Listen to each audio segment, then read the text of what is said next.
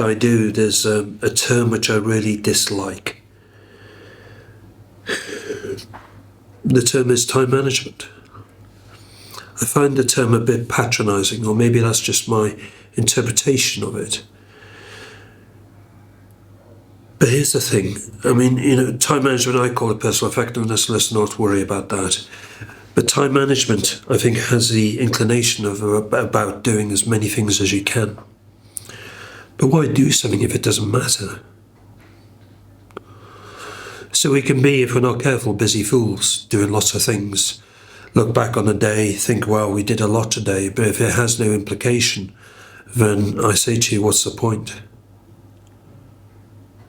I think as we grow in our roles and move through our careers, our priorities change. And I think our perspective on what we need to do should also change. Otherwise, we are left doing the stuff that we did 5 years ago, 10 years ago. And that doesn't make sense to me either. So I guess if I was to give some advice about time management, is having clarity about what you're trying to achieve, not just today, but in the longer term scheme of things.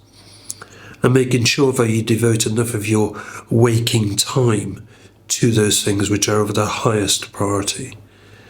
They may be linked to your values as a leader, as a person, but it shouldn't be just on the superficial stuff.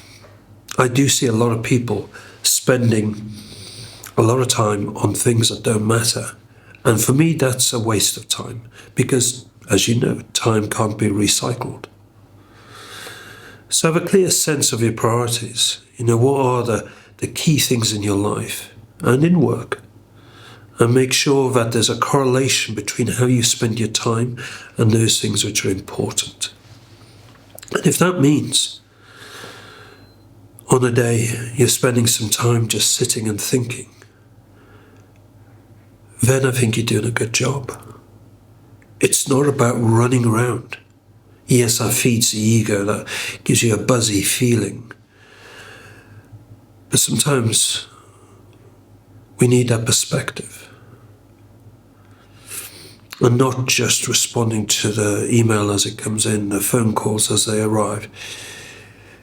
Are you managing your time or is time managing you? It's a simple choice, but it's a really important one. Otherwise, we get caught in this hamster wheel of stuff. So I guess my advice is, do a little less, but do it really well on the things that matter.